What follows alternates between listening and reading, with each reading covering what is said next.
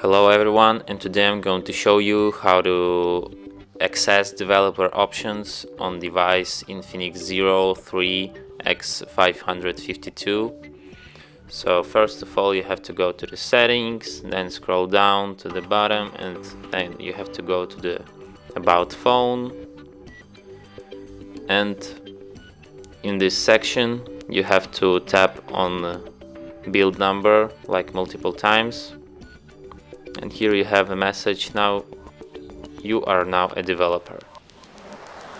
And here you have developer options, you have to enable them to use it. And here you have developer options. And that's it. Thanks for watching. If you find this tutorial useful, don't forget to hit that like button and subscribe to our channel.